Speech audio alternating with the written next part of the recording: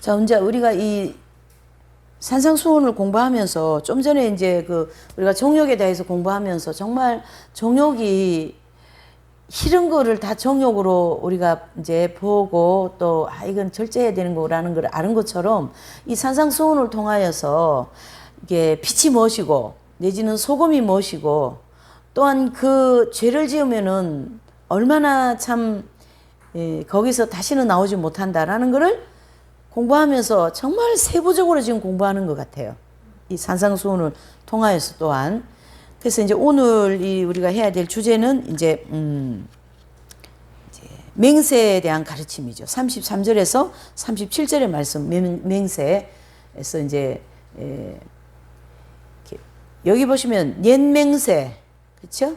흠맹세. 그렇게 하지 말라 그런 뜻이 되는 거죠. 예. 자, 우리 본문을 33절에서 37절 한번 읽어보시죠. 시작. 또 옛 사람에게 말한 바 헛맹세를 하지 말고 내 맹세한 것을 주께 지키라 하였다는 것을 너희가 들었으나 나는 너희에게 이르노니 도무지 맹세하지 말지니 하늘로도 말라 이는 하나님의 보좌이며 땅으로도 말라 이는 하나님의 발등상이며 예루살렘으로도 말라 이는 큰 임금의 성임이요 내 머리로도 말라 이는 내가 한토록도 희고 굼게 할 수 없음이라. 오직 너희 말은 옳다 옳다 아니라 아니라 하라. 이에서 지나는 것은 악으로 쫓아나느니라. 아멘. 그랬습니다. 그래서 옛사람은 헛맹세, 그러니까 헛맹세하지 말라라는 얘기를 하시는 거고, 또 악한 자를 대적치 말라고 말씀하시는 것은 38절에서 42절까지 말씀인데 사랑을 실천하라. 그래서 모세의 율법은 뭐죠? 눈은 눈이고 이는 이고, 또 그리스도의 율법은 내 오른쪽 뺨을 때리면 왼쪽 뺨도 돌려대라 그러는 얘기죠.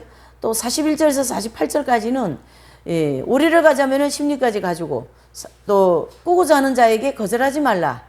43절에서 48절 이제 그냥 이 절수를 제가 좀 정리하고 이쪽으로 넘어올게요. 48절까지는 핍박하는 자를 위하여 기도하라. 하늘에 계신 아버지의 온전하신 같이 너희도 온전하라 라고 48절까지의 이 산상수훈의 내용이 쭉 기록되어 있는데 정말로 과히 말할 수 없는 최고의 경지의 내용을 계속 얘기하신다. 그런 얘기가 되는 거죠. 네. 그래서 헛맹세에 대하여서 보시면 또 옛 사람에게 말한 바 헛맹세를 하지 말고 내 맹세한 것을 주께 지키라 라고 하였습니다. 그래서 이것은 바로 구약시대의 율법 가운데 헛맹세하지 말고 또 맹세한 것이 있으면 꼭 지키라 라는 그런 명령의 말씀을 예를 들어서 예수님이 하신 거예요. 그래서 맹세했으면 반드시 지키라 라는 거죠. 그래서 그 당시에도 그런 것처럼 지금도 마찬가지다 해서 약속을 하고 지키지 못하는 경우가 굉장히 많죠. 그래서 이 약속을 하고 지키지 못하는 것에 대해서는 우리가 오히려 회개를 해야 되겠죠. 네. 또 약속을 조금 강하게 하면 맹세라고 할 수 있고, 또 우리 삶 속에 보면 하나님 앞에 서운하고 안 지키는 것들이 많잖아요. 네. 또 수도에 들어가가지고 나 진짜 이 부분 때문에 정말 마음이 많이 아프죠. 주님 앞에 이렇게 소원을 했단 얘기예요. 근데 그 소원을 안 지키면은 참 마음이 아픈 일이죠. 꼭 지키도록 그렇게 해야 된다는 얘기예요. 그럼 우리가 생활 속에 맹세하는 게 많잖아요. 꼭 나는 이렇게 하겠다, 저렇게 하겠다. 사람과의 관계도 어떤 맹세라고 그러는데 그 맹세를 할 때 헛소리 하지 말라. 반드시 지키도록 하고, 가능하면은 어떻게 해요? 아무 생각 없이 하지 말라. 이래 봐야 되죠. 아무 생각 없이 순간적인 감정에 의해 가지고 맹세를 해버리면 그건 나중에 지키기가 감당을 못 하잖아요. 그러니까 상당히 곤란한 일이 생기는 거죠. 그래서 헛맹세하지 말고. 자, 여기 서원과 맹세는 차이가 있습니까? 그랬어요. 약간 차이가 좀 있죠. 그러나 하나님 앞에 맹세했다면 큰 차이는 없다고 봐야 되겠죠. 약속도 그렇고 하나님의 약속한 것도 역시 하나님 앞에 서원한 거나 마찬가지다라는 거죠. 결과적으로 보면요, 이 서운한 것도 뭐예요? 지키라 하는 거예요. 안 지키면 안 된다는 얘기죠. 그래 우리가 보통 맹세해놓고 내지는 서운해놓고 안 지키는 경우가 많으니까 주님이 이렇게 딱 헛맹세하지 말라 그렇게 보는 거죠. 그러니까 주님의 말씀은 이혼을 하지 말아야 되는 것이 기본적인 원칙인데 사람들이 이혼을 하려고 한단 말이죠.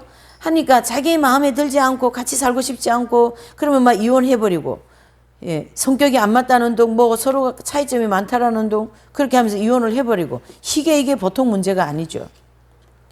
그래서 주님은 구약시대의 이혼을 허용했던 그 원리를 말씀하시면서 나는 한 남자에게 한 여자를 정해주었으니까 이혼을 허락하지 않으신다라고 하면서 음행한 용거 없이 이혼하면 안 된다. 그걸 강조한 겁니다. 그러니까 주님의 이 말씀을 우리가 이렇게 지금 이 산상수훈을 한 주님의 말씀을 가지고 우리의 현실에 적용하고 있었던 일을 적용하면서 지금 이거 보고 있잖아요.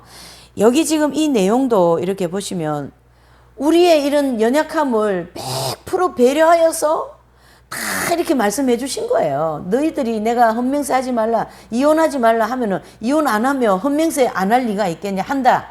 그러나 그거를 조금이라도 내가 배려해 주는 입장에서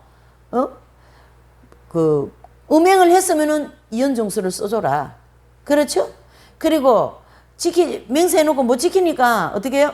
꼭 지킬 수 있도록 헌맹세는 하지 말라. 이렇게 우리의 어떤 그 연약함을 다 배려하셔서 할 수 있도록 지금 그걸 전부 다 이렇게 수용해서 이렇게 말씀하신 거예요, 지금. 안 그러면 우리가 이 인생들이 감당을 못 해요. 감당할 수 있을까요? 주님이 헌맹세 하지 마. 그러면 이제 누가 맹세를 했어요. 그러면은 그거를 죽어도 너 지켜야 돼. 그러면 여기 살아남을 사람 어디 있어요, 지금? 저는 금식을 잘 못해가지고 옛날에 3일 나면 금식을 꼭 해야지. 새벽기도 가고 밤기도 할 때는 내일 꼭부터 금식하겠어요. 금식을 하면요 이틀을 못 넘겨요. 이틀이 고비가 돼가지고 그런 맹세를 못했어요. 그렇게 헛맹세를 해버린 거지, 쉽게 얘기하면. 그래도 하루 반이라도 했으니 다행이지 이러고 자기 위로하고 있다니까. 네. 그래 또 다른 맹세도 많잖아요. 나는 이렇게 꼭 하겠습니다, 아버지. 예.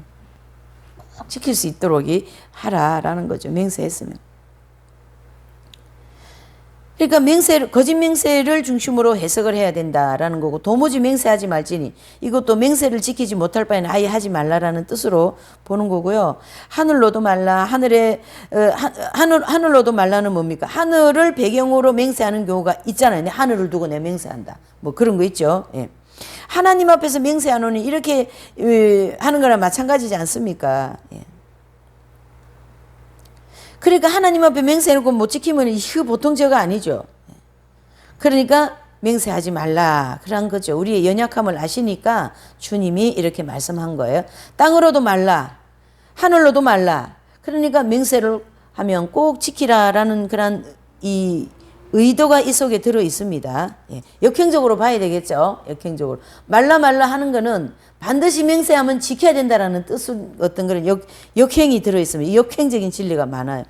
맹세를 하고도 지키지 않으면 죄가 된다는 거고, 헛맹세를 하지 말라라는 거, 그래서 헛맹세를 하지 말라라는 것이고, 도무지 맹세하지 말라, 하늘로도 말라, 땅으로도 말라, 예루살렘으로도 말라. 이 말씀도 실천하지 않을 바에는 아예 맹세를 하지 말라라고 지금 뜻이 담겨 있다는 얘기죠. 땅으로도 말라. 그거는 뭐죠? 땅을 걷고 맹세하는 그런 경우가 있는데 하나님께서 만드신 땅으로도 역시 맹세하지 말라. 땅은 하나님의 발등상이라고 했잖아요. 그러니까 거짓 맹세하지 말라라는 뜻이고요. 어쨌든 하나님의 보좌를 향해서 했던 땅으로 했던 저기 예루살렘으로 했던 상관없이 맹세했다면 반드시 지키라라는 거죠. 그러니까 지키지 못할 바에야 차라리 하지 말라라는 걸 강조하시고, 내 머리로도 말라. 이거는 어딘가요? 바로 어떻게 해요? 내 주목을 믿어라. 어쨌든 거짓 맹세를 하지 말라라는 것이죠. 머리털을 가나도 희고 굼게 하는 것이 인간이 할 수 있다 없다예요? 없다. 그러니까 인간이 무능력하고 거기에 대놓고 맹세할 필요는 없다라는 거죠. 머리카락 하나도 희고 굼게도 못하는 이 무능력한 인간이 뭐예요? 자기에게도 자기 무슨 맹세해? 자기한테 무슨 맹세? 이거 진짜 무서운 말씀이에요. 그래서 맹세하지 말라. 오직 너희 말이 옳다 아니라 하라. 이에서 지나는 것이 악으로 쫓아나느니라. 이건 무슨 말씀이죠? 여러 가지 미사 요구를 넣어서 또 있는 힘을 다해서 맹세를 했더라도 지키지 못하면 아무 소용이 없다라는 얘기를 지금 지키냐 못 지키냐의 그 화두 앞에서 이 얘기 저 얘기를 막 하는 거죠. 그렇죠? 예. 어떤 경우에도 무엇을 두고도 지키지 못할 바에는 맹세하지 말라라는 결론의 말씀으로 봐야 되겠죠. 자, 말한 거에 대한 것은 심판을 받지 않을까? 그것은 심판을 받는다 할지라도 여기에서 맹세에 대한 말씀, 여기는 지금 맹세에 대한 말씀을 계속 하는 거니까, 그러므로 우리가 여러 가지 말을 동원해서 하는 그러한 지키지 못할 맹세는 하지 말라라는 뜻이고요. 또 옳다 아니라 하라. 옳은 것은 옳고 아닌 것은 아니고, 또 옳은 것을 아니라고 강조하면서 이상한 거짓 맹세를 하지 말라라는 것이고요. 그 헛된 맹세를 하늘로도 땅으로도 예루살렘으로도 자기 머리로도 하지 말고 언제든지 맹세한 것은 계속 지키라는 것을 강조하고 있습니다. 또 단순한 긍정적인 것과 부정을 맹세하는 것은 내 마음속에 허위가 있기 때문에 그러는 거예요. 그래서 죄인은 의를 가장하고, 그 다음에 허위자는 뭘로다가 가장해요? 말로다가 가장하고, 그래서 은폐를 한다는 얘기죠. 그래서 자기가 죄인이면서 의로 이렇게 자기를 다 가장하는 거죠. 위선이죠. 허례와 위선, 그런 거. 네. 또 허위는요, 말로다가 이렇게 뭐 번지르하게 포장을 잘하는 거지. 예? 그런 걸 이제 하지 말라. 진실한 자에게 맹세는 필요 없습니다. 우리가 진실할수록 더 단순하게 말하고, 또 그것을 남들이 우리가 말한 그대로 믿기 때문에 그렇게 되어야 되고요. 예. 그 사실 이 진실은 보면 무슨 맹세할 게 뭐 있어요? 그냥 진실하게 하면 되는 거지. 예, 맹세할 필요가 없다는 얘기예요. 자, 조금 더 폭넓게 우리가 인간 사는 가운데 나타나는 그러한 상태를 설명한 것이죠. 예. 무엇을 억지로 자꾸 강조하고 주장하게 될 때 자기도 모르게 거기에 크고 작은 악의나 악한 생각 같은 것이 포함되어 있습니다. 무슨 말이냐면 너무 아집적으로 내지는 뭔가를 집착을 해버리면 거기에 자신도 모르게 악의가 나간다는 거예요. 자기가 뜻대로 안 되니까 그게 막 악이 나가는 게 자기 속에 막 꼭 해야 돼. 그건 뭡니까? 아집적인 죄잖아요. 아집적인 죄. 그래서 순수하다면 그냥 온유한 마음으로 자신을 옳다고 생각하는 어떤 그런 바른 그렇게 말을 하는 거죠. 합당한 말을 했다가 만약에 그것이 통하지 않으면 감옥에라도 들어갈 각오를 가져야 된다라는 얘기죠. 근데 요즘에는 보면요, 미움받을 용기들이 너무 없는 것 같아요. 책도 있잖아요. 미움받을 용기. 나 미움받을까봐 옳은 말도 못하는 거야. 이게 얼마나 정말, 예. 이율배반적인 입장이지. 이율배반적인 입장. 나 미움받을까봐, 이게 옳은 거는 내가 아는데 요걸 말을 못하는 거죠. 뭐예요? 미움받을까봐. 사람들한테 미움받고 따돌림 받는 걸 싫어하고 두려워하는 거예요. 연약한 거죠, 심령이. 그러나 뭐 우리가 역사의 인물을 봐서도 말이죠. 이순신 장군이라든가 또 토마스 머튼 이런 사람 보시면 어때요? 헨리 8세가 이혼에 대해서 얘기할 때 안 됩니다! 이렇게 얘기하잖아요. 그리고 미움받은 거예요. 미움받은. 그래서 감옥이라도 가잖아요. 세례요한도 마찬가지죠. 세례요한. 그래서 감옥에 가서 목 잘려서 돌아가시잖아요. 그러한 용기, 그러한 뭐죠? 미움받을 용기가 없는 거예요. 네. 이게 참 그런 게 있어요. 이게 용기의 열매가 대단히 중요하죠. 이순신 장군도 그 손조왕하고 이게 대립이 돼가지고, 여기 이순신 장군이에요. 손조왕은 뭐 며칠 전에 보니까 부산 대첩해가지고 기념 뭐 그런 거 나왔더라고요. 그분이 500년이 넘었는데 아직까지 임진왜란 해전이 기념하고 말이죠. 당포 무슨 다 있잖아요. 그게 또 부산포 이게 굉장히 큰 전쟁이었대요. 그 당시. 여기 영도 앞바다 여기가 주둔지였잖아요. 일본 주둔지. 맞죠? 그런데 배를 끌고 이제 여기까지 온 거지. 그 해전을 가지고. 그래가지고 그걸 이제 대첩을 했다가 그 기념일도 하고 막 그러더라고요. 그런 건 전 참 잘한다고 보거든요. 그런데 이 선조는 한산 한산 거기다 무슨 이렇게 기지를 하고 있었던가 봐. 그러니까 온 백성들이 이순신만 막 이렇게 하니까 이 선조가 참 왕으로서 참 그때는 안타까웠던 것 같아요. 그 민심이 다 이순신 장군에게 다 가니까 이게 선조가 거기 질투와 막 이런 것이 굉장히 많이 심적인 고통을 많이 받으신 것 같아요. 왕으로서의. 예. 그래가지고는 막 그냥 이 손조가 말이죠. 이순신을 더 미워하고 백의 종군을 더 할 수 있도록 그런 게임에 막 넘어가 버리고 말이에요. 그렇게 된 거예요. 그래가 뭐 몸살을 앓는 거지. 이 장군은 혼자서 여기를 전쟁도 돌봐야지. 저 왕이라는 사람이 저렇게 자꾸 괴롭히지. 예. 그래도 이 강직한 이순신 장군은 안 됩니다. 그 전쟁은 나가면 안 됩니다. 여기는 나가야 됩니다. 왕의 명령을 계속 거스르는 거예요. 그러니까 딱 뭐죠? 이단같이 생긴 거지. 그야말로. 네. 그러니까 미움을 많이 받고 감옥을 가고 그래요. 이게 참. 그래서 감옥이라도 갈 각오를 해야 된다. 순교를 당할 각오를 해야 된다. 우리는 이제 대환란 들어가서는 이건 꼭 해야 되죠.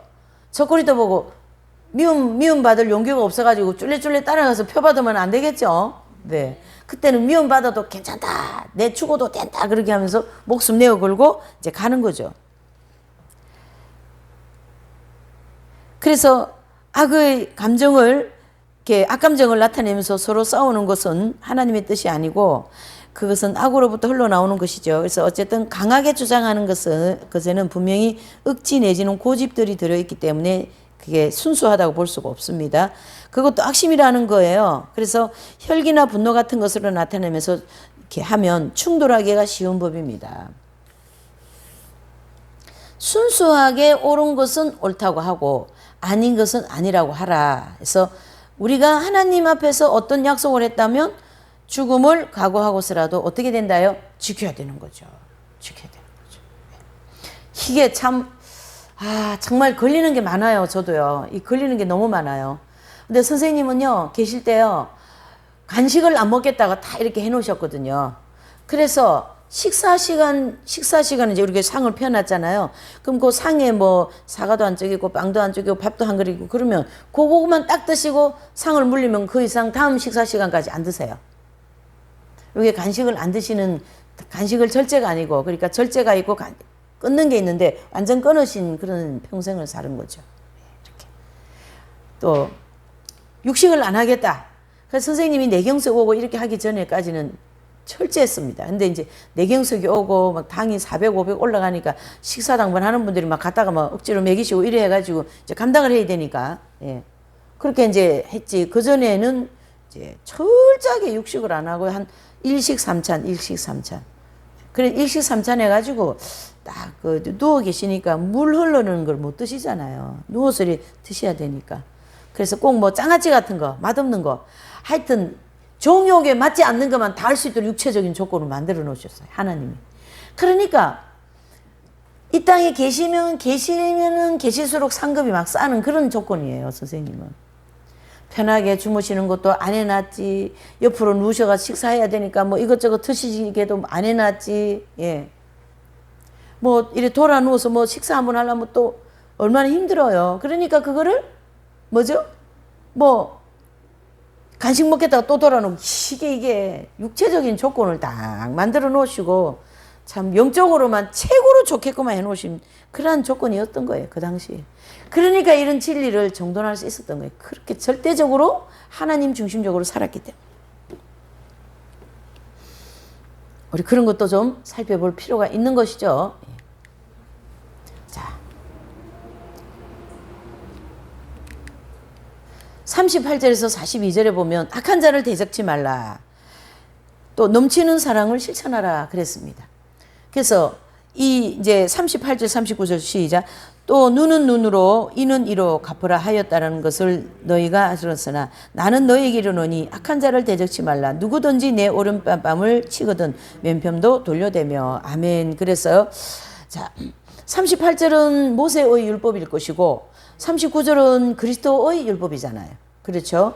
그래서 39절은 구약시대, 구약시대 모세의 율법 가운데 나오는 말씀을 예수님께서 이렇게 인용을 하시면서 사람이 죄성을 가지고 있다는 것을 하나님께서는 아시기 때문에 눈은 눈으로 또 이렇게 이로 갚도록 해 주셨다라는 거고, 이게 사람의 형편을 충분히 고려해서 율법에 주셨다라는 얘기죠. 예. 그러나 더 엄격하게, 예, 엄격하게 하면 마음속에서 악심의 부글부글 할지라도 어쨌든 외적으로 나타나는 범죄는 많이 줄게 해야 된다. 자, 보세요. 예수님의 율법과 그리스도의 율법이 이렇게 있는데, 모세의 율법은 한 대 때리면 나도 가서 한 대 때려주면 됩니다. 두 대 때리지 말고 한 대 1대1 하자고요. 근데 그리스도의 율법은 때리면 돌려대라 그랬어요. 용이잖아요. 이게 되냐고요? 안 되는 거잖아요. 안 되는 거거든요. 그런데 잘 보세요. 이러한 율법을 우리가 주님께 받아서 나 저거 가서 진짜 한 대 때리고 싶어. 근데 속이 막 부글부글 해도 겉으로 안 나오는 것만 해도 큰 유익이다 이래 봐야 되는 거예요. 예.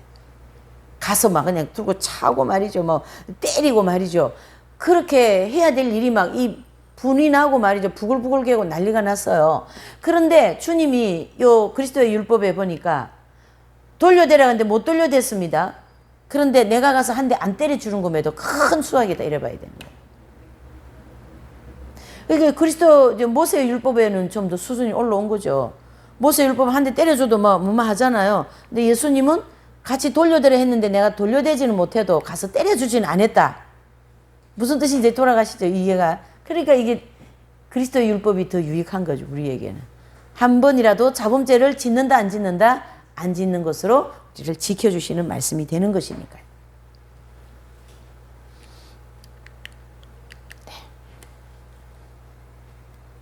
우리나라 과거에 유교가 나라 전체를 지배하고 있을 때요, 굉장히 이제 그런 어떤 것이 은밀하게 범죄하는 일들을 또 내지는 뭐 그런 것이 있잖아요.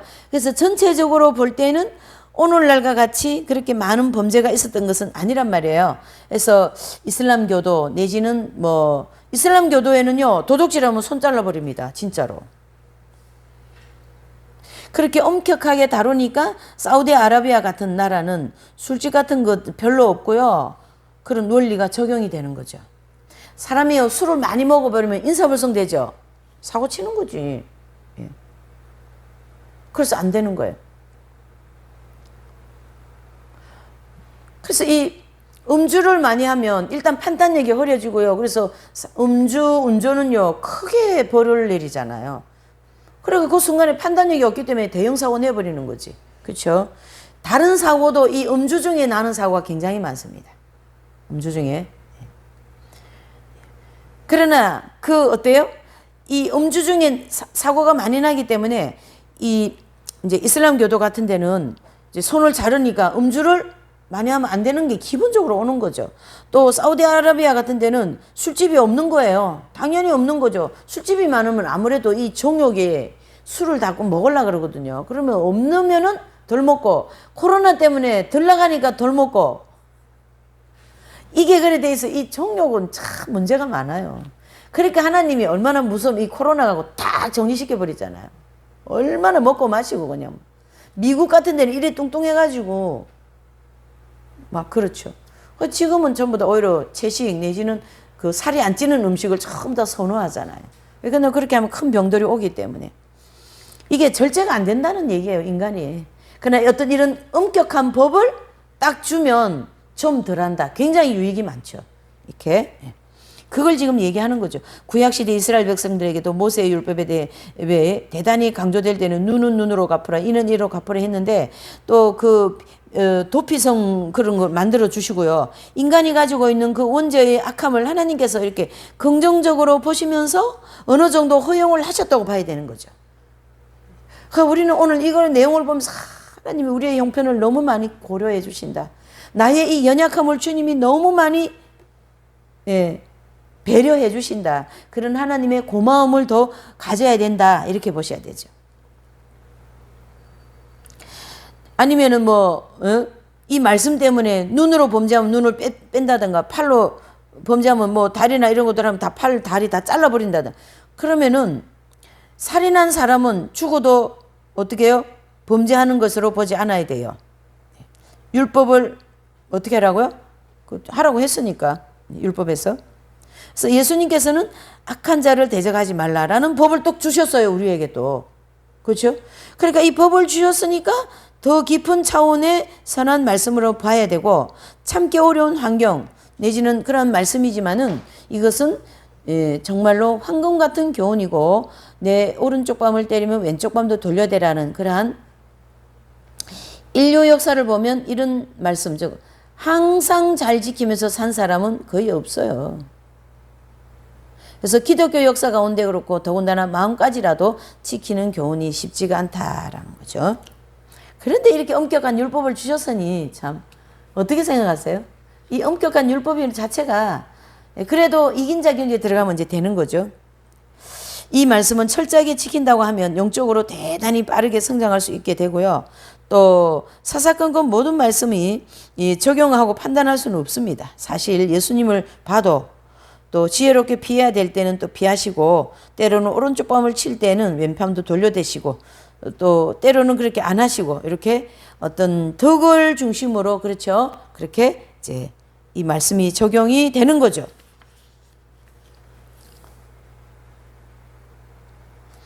예수님이 보시면요, 그 책에 보시면 내가 왜 나를 때리느냐 이렇게 얘기하시는 때가 있어요. 막 유대인들이 예수님 막 때리니까 잡혀가실 때 막 예수님을요 막 뺨 때리고 침 뱉고 막 그랬잖아요. 그 이제 잡혀가실 때. 그럴 때 예수님이 너가 왜 나를 때리느냐 하시면서 거부하시는 그런 뜻한 항의하시는 그런 내용도 나오죠. 그래서 그 자체가 결코 죄성의 지배를 받아서 하시는 말씀은 아니라는 거죠. 그렇죠? 그래서 여기에 지금 나와 있는 이 악한 자를 대적시 말라는 이 말씀을 좀 더 폭넓게 지금 여기서 설명을 하고 있다 이런 뜻이에요.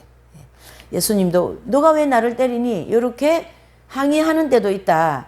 무조건 여기 맞았기 때문에 가서 무조건 대주라는 그게 아니라 이런 종합적인 배경이랑 이제 베이스 같은 것이 있다 이래 보는 거죠. 주변에서 우리를 향해서 미움이나 분노를 가진 사람들이 많이 있어요.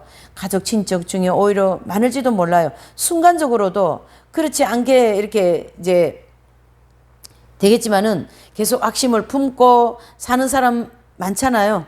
네.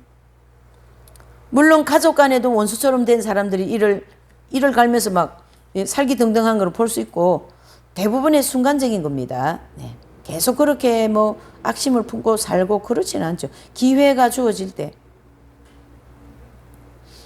또 가까운 사람이기 때문에 내지는 가까운 사람일수록 포악함, 아집적 내지는 교만한 그런 죄들이 많이 자극이 됩니다.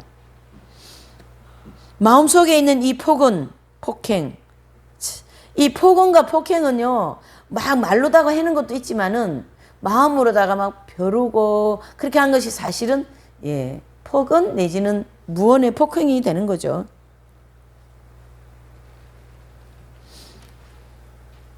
그래서 우리는 이 세상의 강팍하고 이 여유 없는 세상을 살 때요.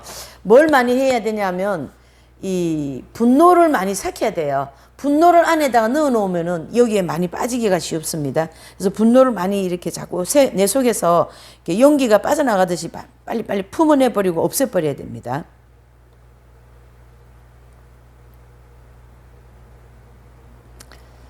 마귀는 어때요? 그런 분노를 많이 가지고 있고 속으로 그런 걸 많이 가지고 있는 사람들에게 늘 노리게 돼 있습니다. 그래서 그런 사람을 통해서 하나님께서 우리의 그 영적인 성장을 이제 또 도모하게 만들기도 합니다. 이게 무슨 뜻이냐면요. A와 B라는 사람이 있다면요. 잘 보세요. A라는 사람과 B라는 사람이 있는데요. 이 A라는 사람을 통해서 B라는 사람이 뭘 받습니까? 연단을 받거든요. 그러면은 요 사람이 연단을 받으면 요 A라는 사람이 요 사람을 많이 괴롭히는 형태가 된 거거든요. 그러니까 요 B라는 사람은 요걸 통하여 연단을 받지만 요 A라는 사람한테는 너무 연단을 시켜주니까 유익이 별로 없는 거예요. 그렇게 굉장히 이런 걸 잘 생각할 줄 알아야 됩니다. 이 사상순 이런 걸 통하여서.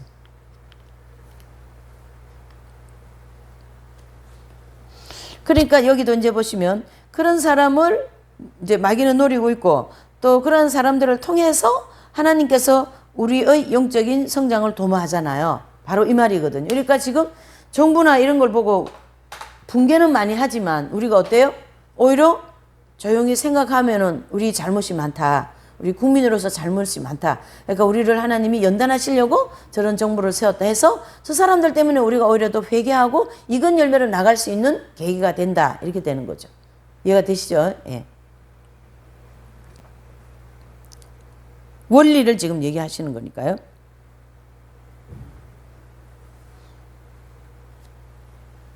그래서 하나님께서 직접 지적해 주시기보다도 가까이 살고 있는 사람들에게 선과 악에 대한 지식을 주셔서 그것으로 비판하게 만드시는 거죠. 그래서 잘 보셔야 됩니다. 이 비판에 대하여서도 하나님께서는 저도 이제 이 공부를 하고는 오랫동안 이런 생활을 하다 보니까 우리가 이 밝은 빛 진리를 이 진리를 이제 공부했잖아요. 이렇게 이게 이제 진리 밝은 빛을 우리가 공부하다 보니까 눈이 밝아져 버렸어. 눈이 보는 눈이 이것도 정욕이고 우리 아까 공부한 거 있잖아요. 이게 정욕이다. 눈이 밝아졌어요. 그러니까 그 정욕으로 푹 빠져서 우리가 기존에 신앙생활 하는 분들 보면 많잖아요. 그걸 보면서 이 밝아진 눈을 가지고 그걸 보면서 저게 어둠이다. 저렇게 살면 안 되는데. 그래서 제가 이 공부하고는 눈이 밝아졌잖아요. 그 우리 어머니한테 처음에 와가지고 막 제가 이제 이제 난리 났지 이제. 그렇게 살면 어머니 안 됩니다. 그러면서 이제 자기 무슨 판관같이 우리 어머니한테 막 그렇게 살면 안 된다는 목회자가 그렇게 하면 되냐고 막 이리 진리를 통해서 눈이 밝아지니까 막 그게 비판이 되고 판단이 되는 거죠. 처음에는 많이 그랬어요. 그래가지고 이제 그걸 이제 나중에는 판단하면 안 된다는 걸 알면서 이제 이 눈이 자기한테로 돌아간 거지. 이렇게 자기를 보는 눈이 된 거예요. 이렇게 시간이 다 필요합니다. 이런 것도. 그래서 이 핵심 진리 들으면요, 제일 먼저 밝아지는 눈이 싹 밝아지는 거예요. 우리 공동체에 있는 목회자들은 상당히 고생이 말이 아니에요. 왜 그러냐면 성도들이고 뭐 다 눈이 밝아가지고 막 목회자가 조금이라도 교만하면 저 목회자 진짜 교만해 막 이렇게 막 소리 듣고 그러거든요. 그러니까 이 공동체 목회자들은 그런 걸 하도 이렇게 듣고 훈련받아가지고 잘 넘어갑니다 이제. 목사님 너무 허리와 윗선이 강하다고 막 그렇게 비판을 받거든요. 그러니까 하나님은 또 그렇게 눈이 밝은 사람을 통하여 그걸 지적하게 만들으셔요. 그렇게 해서 어떻게 해요? 연단을 시키는 거죠. 이런 이렇게 전체적으로 서로에게 유익이 되도록 한다. 이렇게 보시면 되죠. 그래서 가까운 사람들이 우리의 행실을 잘 알고 하나님이 직접 지적해 주시기보다 가까운 사람들을 통하여서 선과 악에 대한 지식을 주셔서 그것을 비판하게 만드시거든요. 그래서 그것을 듣고 우리는 양심의 가책을 받아 깜짝 놀라고 또 하나님 제가 잘못했습니다라고 회개하게 만드시는 하나님의 섭리도 있다. 이렇게 보는 거죠. 이렇게 해서 협력하여 뭘 이루셔요? 선을 이루시는 그 하나님의 말씀이 또한 이루어지죠. 그래서 범죄하는 것 같이 보였지만은 그것을 통하여서 회개와 또는 영적인 유익을 또 영적으로 한 단계 더 이렇게 성장할 수 있고 더 사랑 실천할 수 있는 것으로 이제 하나님은 이끌어 가신다라는 얘기죠. 합력하여 선을 이루시는 거죠. 그래서 이 말씀을 미움과 분노를 품고 우리를 해치려고 하는 그런 사람에게만 해당되는 것으로 해석하기보다 상당히 어떻게 해요? 폭넓은 해석이 필요한 거고요. 적용이 필요한 거죠. 그래서 마음속으로라도 형제와 이웃이나 친구들을 미워했다면 이미 살인했느니라 이렇게 말씀하셨잖아요. 그것은 주님께서 하신 말씀은 언제든지 내적으로나 외적으로 마음이나 행실로 이렇게 일치되는 것을 이렇게 바라고 계시는 거예요. 그러니까 마음도 그래 해야 되고 행실도 그렇게 어떻게 해요? 빛 가운데 일치되어야 된다. 그 얘기죠. 그러니까 주님의 이 말씀은요. 언제든지 우리를 두 가지를 놓고 얘기한다. 이렇게 보셔야 돼요. 얘기하신다 봐야 돼요.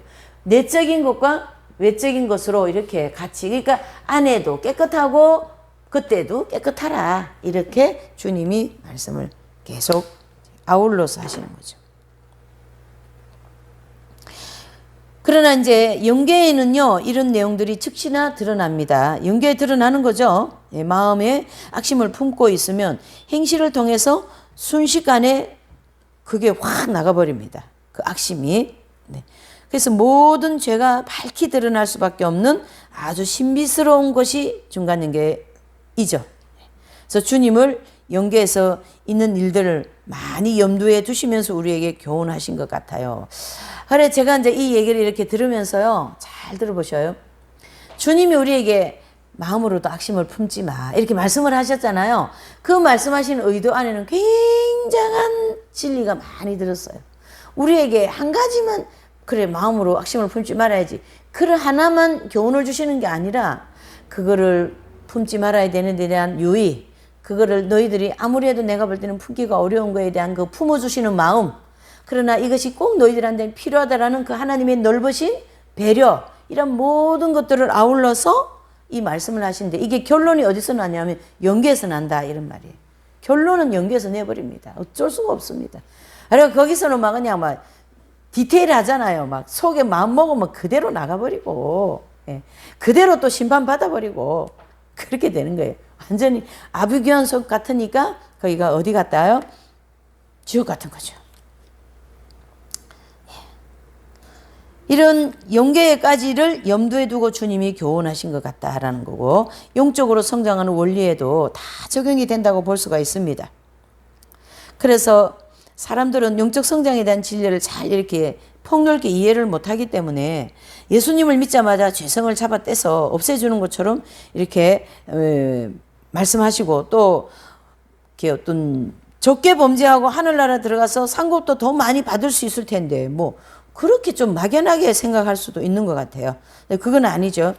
왜 광야 연단 과정을 다 통과해야만 가나안 땅 입구에서 할례를 산을 만들어 놓고 죄성을 떨어지게 만들었느냐, 이렇게 말할 수도 있다라는 얘기죠. 이것은 하나님의 정해놓으신 길이기 때문에 우리가 왜 그렇게 했어요, 예수님 왜 그러다가 할례산을 만들었어요, 말할 수 있는 자격이 있을까요, 없을까요? 네, 말이 안 되죠. 그래서 거기 이제 밑에 단락에 보시면 에덴 나고는 선한 곳이고 의로운 곳이고 거룩한 곳이고 죄가 없는 곳이단 말이죠. 그래서 인간이 타락하여 에덴 나고에서 쫓겨난, 거기에서 쫓겨난 이후에는 인간의 영 속에는 죄성이 들어왔을 뿐만 아니라 이 죄성 때문에 마음도 점점점 어떻게 해요? 어두워지고 행실도 점점 더러워지고 라고 됐다는 얘기. 그래서 타락한 인간은 또다시 구원하시는 하나님의 원리를 이렇게 이제 우리가 봐도 그러한 그 내용이 포괄적으로 같이 들어있는 거죠. 마치 나갔던 곳을 다시 들어오게 하시는 것 같다라는 거예요.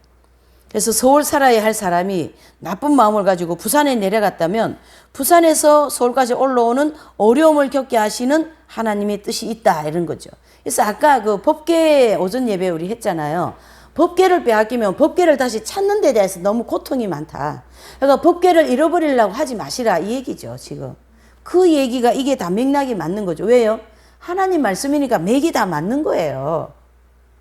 하나님 말씀은 오전 거 틀리고 또 오후 거는 전혀 다르고 안 그렇습니다. 오후의 말씀도 오전의 말씀과 같아. 지금 그 맥이 같은 거예요.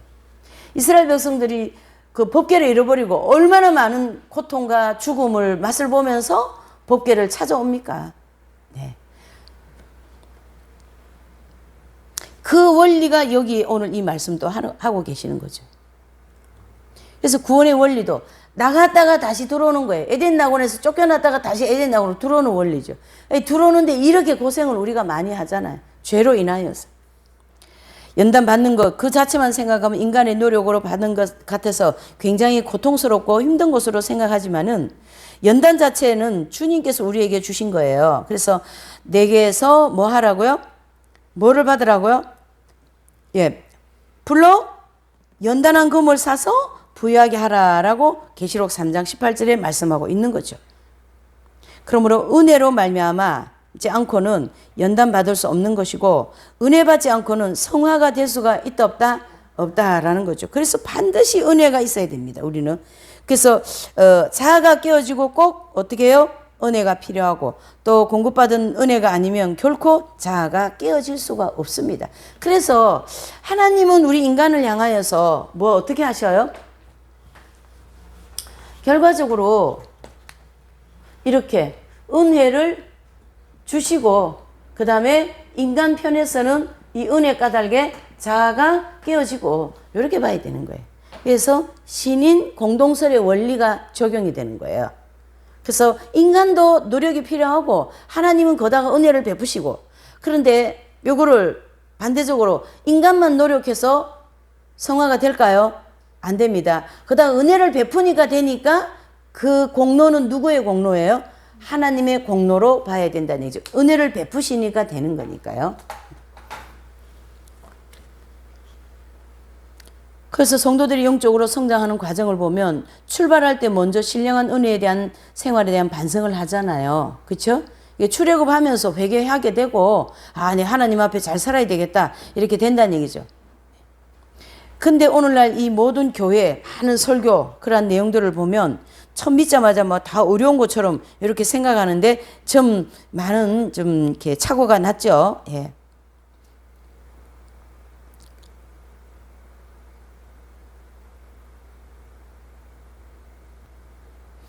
구교, 그 성인들은 상당히 그 출발하자마자 어떤 그런 바로 천국 간다 이런 생각이 없었었어요. 그분들은요 사실은 이게 참 신기한 게 뭐냐면 잘 들어보세요. 희한하게 이 성인들은요 신앙생활 하면서부터 내 이 문제를 해결하지 않으면 천국 못 간다는 걸 딱 깨달아 버리셨어요. 그래서 그 길을 계속 하게 되는 원동력이 되는 거죠. 그래서 신령한 생활에 대한 반성으로 먼저 외적으로 보여지는 행실을 조금씩 다 닦아 나가시면서 내면적인 신앙생활로 들어오시는 거죠. 그래서 어떤 그 모양을 정화하는 그런 거비 정화의 길을 잘 통과하시는 거죠. 그분들은 행실, 즉 옳지 않은 행실들을 잘 정화했다라는 것이고요. 성인들의 생활을 보면 첫 출발할 때부터 그냥 과감하게 다 잘라버리고 고쳐버리고 안 가고 막 이렇게 끊어버리고 이렇게 하시잖아요. 그러면서 비로소 내면 생활에 대한 내적 생활이 들어간다 이런 뜻이죠. 그래서 내면 생활에 대한 반성 과정은 마음으로도 죄를 짓지 않고자 하는 그러한 마음이 가득 찬 사람이어야만이 들어갈 수 있는 것입니다. 그래서 마음으로라도 범죄하지 않고 의를 실천하려고 하는 목마름이 가득히 있는 사람이어야만 이 내면 생활에 대한 반성 과정에 들어갈 수 있는 자격이 되는 거죠. 그래서 세상 일에 바쁘고 여러 가지 복잡하고 현실의 사정에 많이 얽매이고 주님을 위해서 말씀 철저한 실천하는 것이 그런 마음이 이제 좀 많이 있을 때 내면 생활에 대한 반성이 들어간다라는 거예요. 이 내면 생활에 대한 반성이 몇 번째 연단인지 잘 아시죠? 내면 생활이 반성이 몇 번째로 들어가죠? 우리 성장당부에서 보면 두 번째로 들어가는 거죠. 두 번째. 그렇죠. 아말렉 군대와의 싸움에서 내면 생활에 대한 반성이 들어가고요. 첫 번째 연단이라고 하는 바로 군대의 추격과 신광야까지가 거비 정화, 옳지 못한 것을 고치는 과정이죠. 이렇게 지금 이 성인들을 예외하는 거는 이 성인들은 첫 출발부터 막 달려갔다라는 거예요. 그런 걸 막 고치면서. 표면적으로 드러나는 거. 프랜시스 성자 같은 분도 막 그냥 그렇게 즐기고 기사 옷을 입고 열심히 세상 욕망을 쫓아가던 걸 그걸 막 과감하게 잘라버렸다. 이런 뜻이죠. 이렇게 해서 성화의 길을 돌진한 거예요. 돌진. 그냥 한 게 아니고 돌진입니다.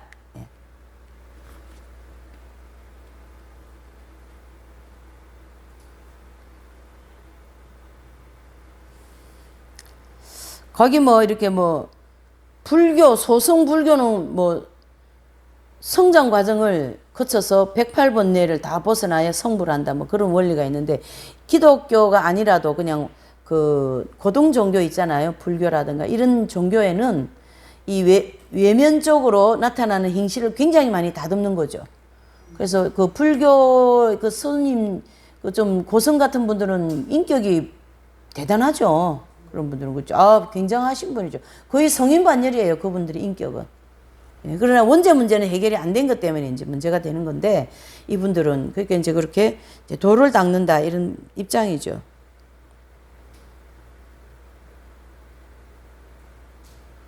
거의 이제 좀 절에 대한 얘기를 조금 하는 거죠.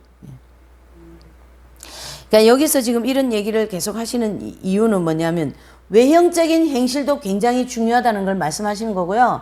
또 그리스도의 율법은 내면으로 들어왔잖아요. 속에서 미워하지도 말고 악도 품지도 말고 그렇게 아주 강력한 계명을 주신 것은 내면도 이와 같이 깨끗해야 된다 이런 뜻이죠. 지금 이 산상수훈의 쭉 내용의 말씀이 다 그겁니다. 그렇게 해서 하나님께서 정해놓으셨다는 얘기죠. 이렇게 외면적인 행실과 내면적인 것을 정화시켜 나가기로 하나님이 점정적인 완성을 향하여 길을 요리에 정해놓으셨다라는 것이고, 이것을 보면 은혜로 된다고 하면서 어떻게 해요? 묘하게 하나님과 사람과의 관계가 어떤 관계라고요? 공동 노력으로 되어 있다. 아까 좀 전에 얘기했죠. 공동 노력으로 해놓은 거예요. 그래서 하나님은 그 공동 노력으로 해놓으신 거기다가 우리가 막 노력하잖아요. 그렇게 살아보려고, 깨끗하게 살아보려고. 그러는 노력하는 거를 또 하나님의 입장에서는 상급을 주신다, 이렇게 돼 있어요. 그러니까 참 우리에게 강한 계명은 주셨지만 또 그게 따르는 대가도 또 주셔요. 사실 저는 이 공부를 하시면서 주님 안 주셔도 돼요. 당연히 깨끗해야 천국 가는데, 그런 마음이 있거든요. 근데 하나님은 또 우리에게 넘치도록 또 주시는 거예요. 무엇으로요? 상급으로. 네, 넘치도록 주십니다. 지금 뭐 내면적인 죄를 계속 이렇게 하니까 어떠세요? 너무 막 힘들게 느껴지죠? 근데 주님은 어떠세요? 괜찮아. 조금만 고생하면 내가 그에 따르는 보상도 푸짐하게 해줄게. 이런 입장이시잖아요. 그러니까 좀 풀리셔요? 안 풀리셔요? 안 풀리시는 것 같아. 주님, 너무 막 이렇게 내면적인 거 가지고 하신다고. 예. 안 풀려도 할 수 없어요. 정해놓은 하나님의 길이랍니다. 근데 우리는 이제 힘들게 갔지만은 하나님은 결국 푸짐한 상급으로다가 또 이 땅에서도 필요한 모든 것을 푸짐하게 이제 주시려고 하나님께서 준비해 놓으셨다. 이렇게 보셔야 되겠죠. 예. 예. 오늘은 여기까지 할게요.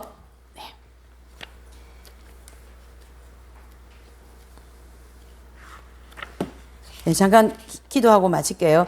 하나님 아버지 감사합니다. 오늘 이 산상수훈의 말씀, 우리의 내면의 깊은 곳까지도 그리스도의 율법을 통하여 비춰주시고 그 길을 잘 따라오게 하시려고 하나님의 많은 배려와 또한 그 은혜와 그 모든 것을 동원하여서 우리를 말씀을 주시고 또 그렇게 따라오기를 원하고 계십니다. 아버지여, 조금이나마 우리의 노력을 할 때 하나님의 놀라운 은혜를 주셔서 그렇게 되도록 도와주시옵소서. 그리하여 하나님을 기쁘시게 해드리고 주님의 뜻대로 가기에 부족함이 없는 우리 모두가 되도록 축복하여 주시옵소서. 모든 걸 주님께 감사드리옵고 예수님의 이름으로 기도 올리옵나이다. 아멘. 수고하셨습니다.